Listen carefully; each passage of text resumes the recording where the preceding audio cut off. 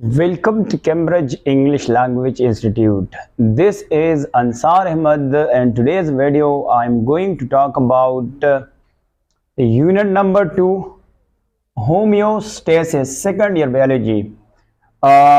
इससे पहले हमने पहले चैप्टर की वीडियोस जो है वो अपलोड की और आज हम बाकायदा दूसरे चैप्टर का आगाज करते हैं। आज सबसे पहले हम होम्योस्टेसिस की डेफिनेशन डिस्कस करते हैं और फिर एक मैकेनिज्म है जिसको हम कहते हैं मैकेनिज्म ऑफ होम्योस्टेसिस जो है वो डिस्कस करते हैं डिटेल से। चलो सबसे पहले देखते हैं कि होम्योस्टेसिस वर्ड का मतलब क्या है।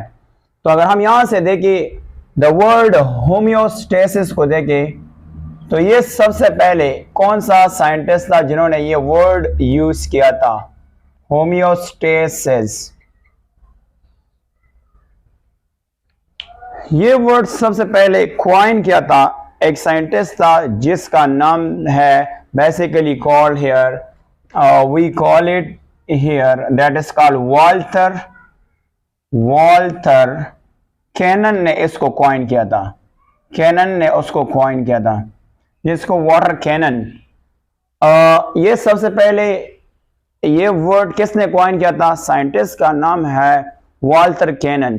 और वाल्टर कैनन के बुक में तारीख भी गिवन है कि तारीख जो था बेसिकली N1930 था, N1930 था। कुछ बुक्स में 1930 के बजाय 1926 भी लिखा जाता है, बट एक्चुअली जो साइंटिस्ट है, इस साइंटिस्ट के बुक में 1930 का वर्ड जो है वो यूज हुआ है। अगर आप गूगल से सर्च के शायद आपको जगह पे 1926 भी मिल जाएगा, 1926 भी मिल जाएगा, 1926। बट द मोस्ट एक्यूरेट जो है ना वो बेसिकली क्या है, वो बेसिकली 1930 में ये वाल्टर कैनन जो था उन्होंने ये वर्ड यूज किया था। और ये वर्ड बेसिकली ग्रीक वर्ड से लिया है। ये वर्ड कहां से लिया है? ये वर्ड लिया है ग्रीक वर्ड से लिया है, that is called Greek word से लिया है, we call it Greek word, Greek word से लिया है। अगर देखिए तो होम्यो यानी होम्यो का जो वर्ड है homeo, that is called homeo. Homeo का मतलब होता है यानी मीन्स होता है दैट इज कॉल्ड सेम, इसका मतलब होता है सेम। और अगर हम बात करेंगे स्टेटस की, बात करेंगे STAS स्टेटस, तो इसके मीनिंग है that is called steady, STEADY steady. और स्टेडी का मतलब होता है कांस्टेंट, इसको हम क्या कहते हैं? कांस्टेंट, जिसको हम मुस्तकिल कहते हैं। तो इससे मुराद क्या हुआ?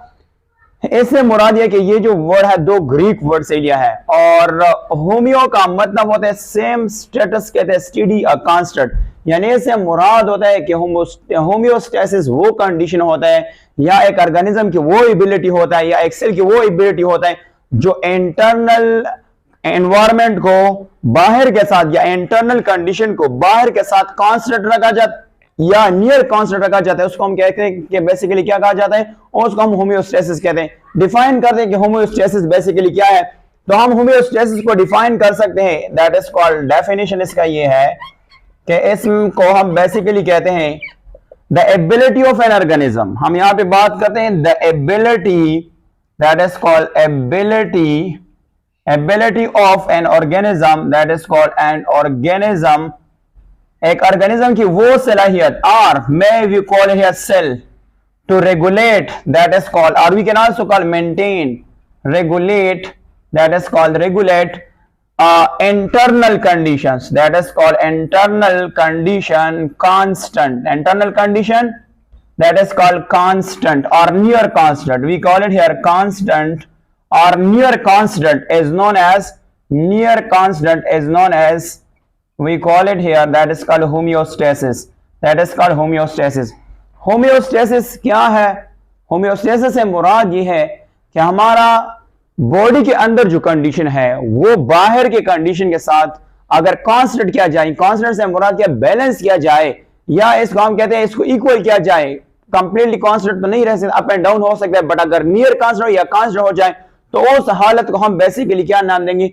होम्योस्टेसिस। फॉर एग्जांपल मैं एग्जांपल कोट करके बताता हूं कि देखो हमारा जो नॉर्मल बॉडी टेम्परेचर है, अगर हम नॉर्मल बॉडी टेम्परेचर को देखें तो हमारा जो नॉर्मल बॉडी टेम्परेचर है वो 37 डिग्री सेल्सियस है, 37 डिग्री सेल्सियस है। अब देखो यहां से कि हमारा बॉडी यानी इंटरनल बॉडी टेम्परेचर अगर देखे जाए तो वो क्या है, that is called 37 degree Celsius, जिसको हम 98.6 फ़ारेनहाइट भी कहा जाता है। इसको हम क्या नाम देंगे, that is called 98.6 degree Fahrenheit, that is called degree Fahrenheit. ये हमारा इंटरनल बॉडी टेम्परेचर है। अगर इसको हम कांस्टेंट रखा जाए किसके साथ, जो एक्सटर्नल कंडीशन है, एक्सटर्नल एनवायरनमेंट है, इसको हम क्या कहते हैं, that is called external condition, या इसको हम कहते हैं एनवायरमेंट। एक्सटर्नल कंडीशन और एनवायरमेंट के साथ सेम रखा जाए तो उसको हम फिर क्या नाम देंगे, इस तरह इसके दरमियान एक बैलेंस क्रिएट हो जाता है कि यहां पर भी 37 है, 37 डिग्री सेल्सियस, ये आपके पास एक्सटर्नल कंडीशन हो गया, या इसको एक्सटर्नल एनवायरमेंट भी कहा जाता है। और ये जो आपके पास है जिसको हम बेसिकली नाम देते हैं इंटरनल कंडीशन, इंटरनल कंडीशन, जिसको हम क्या नाम देंगे बच्चे, इसका नाम है इंटरनल कंडीशन, या इसको हम इंटरनल एनवायरमेंट भी कहा जाता है, that is called internal environment भी कहा जाता है। अब इन दोनों के दरमियान देखो यहां पे भी 37 डिग्री है, यहां पे 37 डिग्री हो गया, तो ये क्या हुआ, ये एक इक्विलिब्रियम कांस्टेंट हुआ, ये इसको हम क्या कहते हैं, एक इक्विलिब्रियम, या इसको एक बैलेंस कहते हैं। तो इस बैलेंस को हम नाम देते हैं, that is called homeostasis, that is called homeostasis का नाम देते हैं। होमियोस्टेसिस ऐसा नहीं है कि ये सिर्फ मैंने यहाँ पे एक टेम्परेचर का एग्जांपल दिया, और आपको पता है टेम्परेचर को बरकरार रखने के लिए उसको हम क्या नाम, थर्मोरेगुलेशन का नाम देते हैं। वो भी थर्मोरेगुलेशन भी क्या है, एक होमियोस्टेसिस। इसके अलावा वाटर साल्ट को बरकरार रखने के प्रोसेस को हम क्या नाम, ऑस्मोरेगुलेशन का नाम देते हैं। पर यहाँ पे हम सिंपली जो है बात क्या, दैट इज कॉल्ड टेम्परेचर की। अब ये जो होमियोस्टेसिस है हमारे बॉडी में, ये किस तरह बरकरार रखा जाता है, तो इसके लिए हमारे बॉडी में एक मैकेनिज्म है जिसको हम कहते हैं मैकेनिज्म ऑफ होमियोस्टेसिस। तो अभी हम डिस्कस करते हैं मैकेनिज्म ऑफ होमियोस्टेसिस। ये तो बेसिकली एक इंट्रोडक्शन था कि बेसिकली होमियोस्टेसिस क्या है, तो हम सिंपल इसको डिफाइन कर सकते हैं।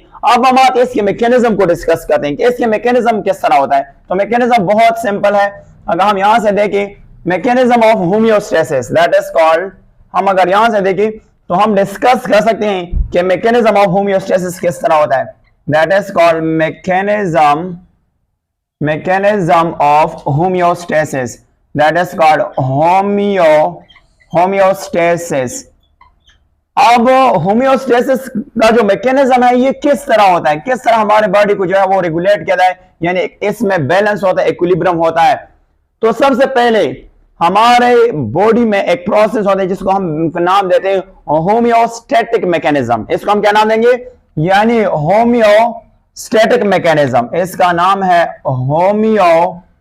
होमियोस्टैटिक मैकेनिज्म, जिसका नाम है मैकेनिज्म। इसको हम क्या नाम देंगे, मैकेनिज्म, होमियोस्टैटिक मैकेनिज्म। ये होमियोस्टैटिक मैकेनिज्म किस तरह काम करता है, ऑपरेट किस तरह करता है, काम किस तरह करता है, तो आप लिख सकते हैं जस्ट लाइक। हम अगर यहां से लेके जस्ट लाइक, ऑपरेट करता है, वर्क यानी काम करता है, ऑपरेट्स करता है, just like what we call it here just like physical control system। किस तरह काम करता है, physical control system, we call it here physical control system, that is called here system।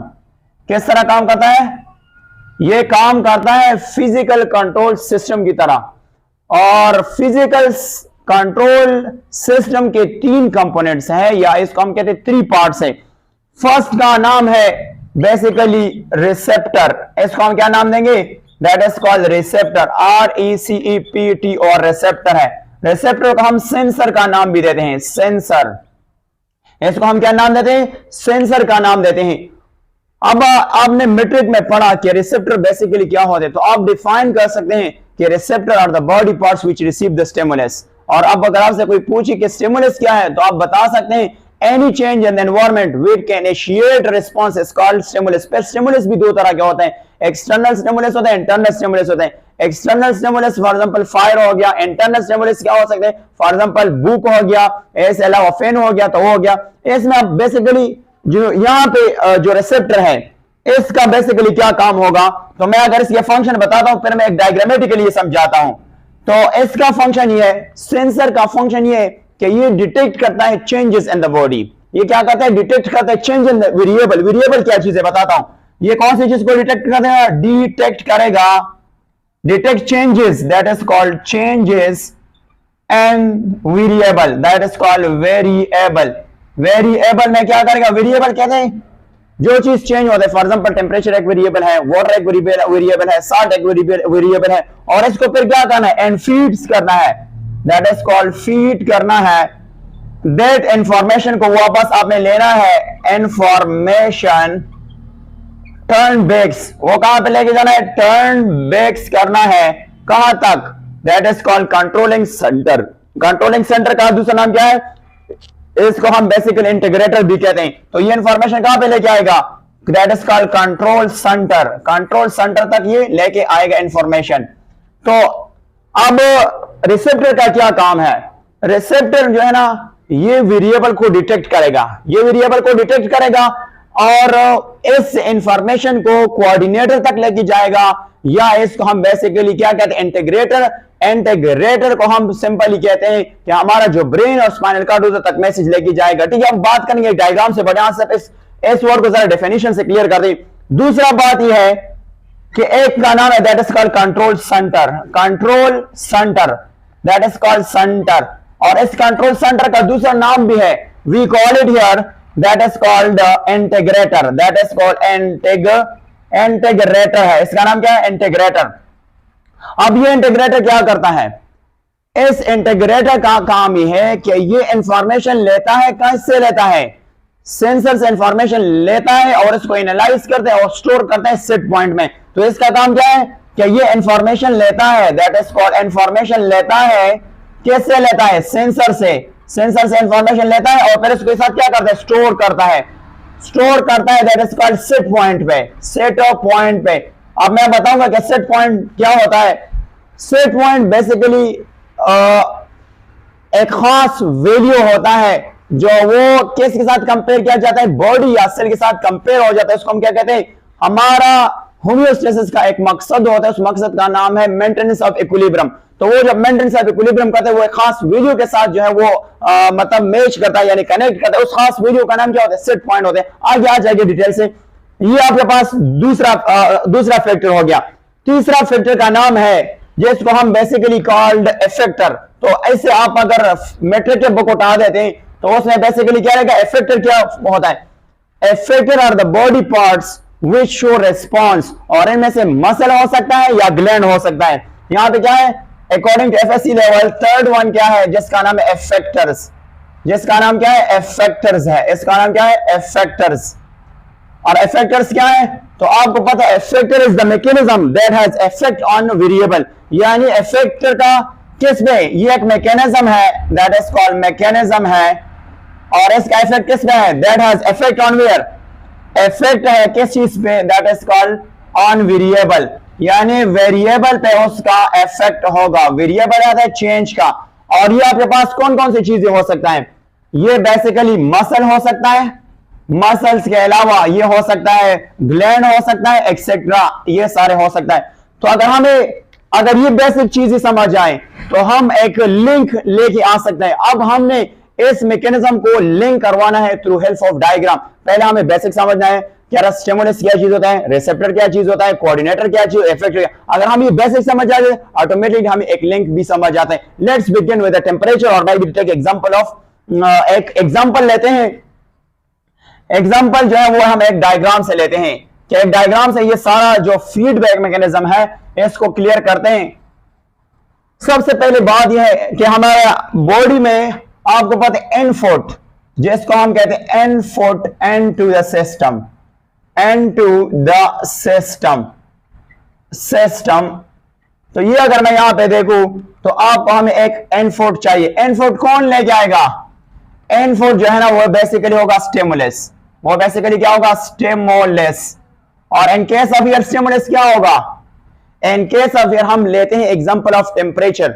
हम क्या लेते हैं कि हम यहाँ पे कि हमारा बॉडी में टेम्परेचर राइज हुआ या फॉल हुआ, तो वो क्या करे? ये कौन रिसीव करेगा? इसके लिए रिसेप्टर कहां पे चाहिए? तो आपको पता है हम पहले कंपोनेंट्स की तरफ आते हैं, पहले कंपोनेंट्स की तरफ आते हैं। तो वो क्या होता है? उसका नाम है रिसेप्टर। उसका नाम क्या होता है बच्चे? इसका नाम होता है रिसेप्टर। तो जो that is called receptor, that is called receptor. सबसे पहला जो हमारे बॉडी में टेम्परेचर कम होता है या राइज होता है तो वो कौन डिटेक्ट करेगा? तो आपको पता है हमारे स्किन में फ्री, जिसको हम क्या नाम देते हैं, free nerve, that is called free nerve, that is called nerve ending, we call it ending, present होते हैं in the skin, that is called skin, SKIN, skin में मौजूद होता है। तो वो क्या करेगा, वो ये जो चेंज है, जो टेम्परेचर है वो ये रिसीव करेगा, यानी रिसेप्टर ये चेंज क्या टेम्परेचर ज्यादा हो गया कम हो, ये कौन रिसीव करेगा? ये रिसीव करेगा with help of nerve ending. अच्छा यहाँ पे एक क्वेश्चन आता है, वो हर नर्वस कोऑर्डिनेशन हम डिस्कस करेंगे कि नर्व और न्यूरॉन में क्या फर्क होता है। नर्व जो है ना ये कलेक्शंस ऑफ एक्सोन होता है, और जो बेसिकली क्या होता है वी कॉल इट न्यूरॉन जो है ना ये structure and function unit of nervous system है। आगे जो नर्वस कोऑर्डिनेशन आएगा इसमें हम डिस्कस करेंगे डिटेल से, बट आपने यहां तक इससे कितना समझना है कि जो पैगाम है वो पैगाम क्या है, डिटेक्शन वो चेंज क्या है, टेम्परेचर राइज है या फॉल है, तो वो किसको मैसेज, वो रिसेप्टर इसको रिसीव करेगा, फिर उसने कहां पे भेजना है, इसने इस मैसेज को भेजना है कोऑर्डिनेटर की तरफ, या इसको हम एक और नाम देंगे, इस कोऑर्डिनेटर का हम क्या नाम देंगे, इसको हम बेसिकली कंट्रोल सेंटर, क्या नाम है, इसका नाम है कंट्रोल और इसका नाम है सेंटर, और इस कंट्रोल सेंटर का दूसरा नाम क्या है, we also call it that is called integrator, we also call it an integrator, integrator का नाम देते हैं इंटीग्रेटर। अब यहां पे इंटीग्रेटर कौन हो सकता है, ये पैगाम किसको भेजना है, तो यहां पे ब्रेन होता है, BRAIN, brain plus spinal cord होता है, स्पाइनल कॉर्ड होता है। ये पैगाम टेम्परेचर का ज्यादा होना कम होना, सबसे पहले रिसेप्टर जो है मैसेज रिसीव करेगा, ये मैसेज इंटीग्रेटर को देगा, वो इसको एनालाइज करेगा, और अब ये मैसेज किसको देना है, ये मैसेज इसको, ये टेम्परेचर का मैसेज ये भेजेगा इफेक्टर की तरफ, किसकी तरफ भेजेगा, दैट इज कॉल्ड, इसको हम कहते हैं इफेक्टर, इफेक्टर को ये मैसेज, इफेक्टर को ये क्या करेगा, ये मैसेज जो है वो भेजेगा। और इफेक्टर में कौन कौन से हो सकता है, या तो मसल हो सकता है, मसल हो सकता है, अगर मसल नहीं है तो क्या हो सकता है, ये हो सकता है ग्लैंड, ये हो सकता है ग्लैंड।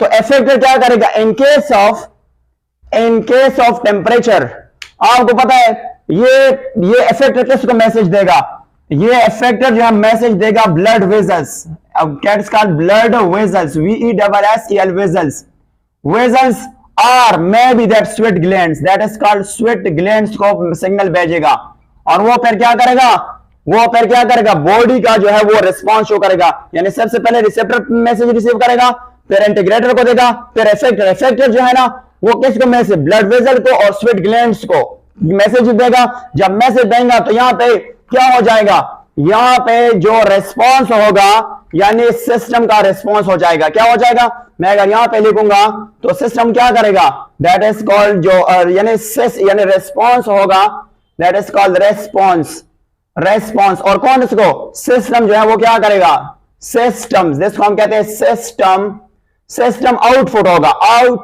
आउटपुट होगा, वो जवाब देगा, यानी वो क्या करेगा ये। और आपको ये भी पता है कि ये जो सिस्टम रिस्पॉन्स देगा, रिस्पॉन्स, इसने वापस कहां पे जाना है, ये यहां से लेके यहां तक आ जाते हैं, वापस क्यों करेगा, ज्यादा है, इधर देखो, तो ये वापस कहां पे, इस टेम्परेचर को सेट पॉइंट तक लेके आएगा, क्या करेगा, वापस जिस पॉइंट से शुरू हुआ उसी पॉइंट तक लेके आएगा, और उसको हम फिर नेगेटिव फीडबैक मैकेनिज्म भी कहा जाता है, इसको हम क्या नाम देंगे, इसको हम नेगेटिव फीडबैक मैकेनिज्म का नाम देते हैं। तो आप देखो इस मैकेनिज्म को आप इस डायग्राम से आसानी से क्लियर कर सकते हैं। सबसे पहला चेंज टेम्परेचर की बात करते हैं, टेम्परेचर कौन इसको रिसीव करेगा, रिसेप्टर रिसीव करेगा, फिर इंटीग्रेटर को देगा, इंटीग्रेटर इफेक्टर को देगा, फिर इफेक्टर वो डिपेंड करता है, वो भी आपको पता, मैं बताता हूं, याद रखना है बच्चे, अगर 37 डिग्री सेल्सियस टेम्परेचर है, क्या है, that is called 37 degree Celsius है, अगर इससे ज्यादा होगा तो बॉडी के इफेक्टर कहां पे काम करेगा, अगर टेम्परेचर 38 हुआ है, क्या हुआ है, 38 डिग्री सेल्सियस है, बॉडी के अंदर अगर टेम्परेचर ज्यादा हुआ है तो ये जो इफेक्टर है ये स्वेट ग्लैंड्स को क्या करेगा, स्वेट ग्लैंड को ऑन करेगा, एक्टिवेट करेगा, स्टिमुलेट करेगा, और ऐसे क्या करेगा, पसीना जो है वो निकल जाएगा। जब पसीना निकल जाएगा तो आपको पता है ये टेम्परेचर क्या होगा, ये इसके वेरिएबल में वापस चेंज होगा, ये 37 से वापस 37 तक आ जाएगा। अगर बॉडी के अंदर टेम्परेचर कम है तो मसल एक्टिवेट होगा और मेटाबॉलिक एक्टिविटी बढ़ाया जाएगा। जब मेटाबॉलिक एक्टिविटी बढ़ा जाएगा, फॉर एग्जांपल टेम्परेचर जो है ना ये 37 तक आया है, तो ये क्या करेगा, मेटाबॉलिक एक्टिविटी जो है वो इंक्रीज करा जाएगा और इसका जो वेरिएबल का जो साइन है ये क्या होगा, ये वापस जो है वो क्या करेगा, सेट पॉइंट, और इसको हम बेसिकली सेट पॉइंट भी कहते हैं। सेट पॉइंट है किसके लिए, टेम्परेचर के लिए सेट पॉइंट क्या है, that is called 37 degree Celsius. तो अब आपको पता है इस तरह के साइन को हम क्या कहते हैं कि जब एक वेरिएबल जो है वो चेंज हो रहा है, इंक्रीज हो रहा है और वापस अपने सेट पॉइंट तक आ जाए, अगर डिक्रीज होता है फिर भी उस पॉइंट तक आ जाते हैं, इस तरह के फीडबैक मैकेनिज्म को हम कहते हैं नेगेटिव फीडबैक मैकेनिज्म। ये कौन सा मैकेनिज्म है, इसको हम नाम देंगे negative feedback mechanism, negative feedback mechanism, that is called back mechanism, that is called mechanism. तो इस तरह हमारा बॉडी जो है वो काम करता है। इसके साथ एक और भी है पॉजिटिव फीडबैक मैकेनिज्म, बट हम इसके बाद जो वीडियो है इसमें बेसिकली हम डिटेल से डिस्कस करते हैं कि नेगेटिव फीडबैक और पॉजिटिव फीडबैक में क्या फर्क है। बट ये जो था आपने सिंपली याद करवाना है कि ये जो मैकेनिज्म है वो किस तरह होता है। तो सबसे पहले अगर मैं यहां मैंने से टेम्परेचर की बात करी, पानी भी हो सकता है, इसके अलावा सॉल्ट भी हो सकता है, तो बहुत सिंपल मैकेनिज्म है। सबसे पहले सिस्टम जो है वो स्टिमुलस को रिसीव करेगा थ्रू रिसेप्टर से फिर कोऑर्डिनेटर पे जाएगा, कोऑर्डिनेशन पर इफेक्टर, फिर या तो मसल को एक्टिवेट करना है, अगर मसल नहीं तो ग्लैंड्स को एक्टिवेट करना है, वो फिर रिस्पांस शो करेगा और जब हो गया तो ये जो हमारा सेट पॉइंट है वो वापस उसी जगह तक आ जाते हैं। उस प्रोसेस को हम कहते हैं homeostatic mechanism. If you have any kind of questions regarding to the lecture, you can type and I will be glad to answer it. That's end for today.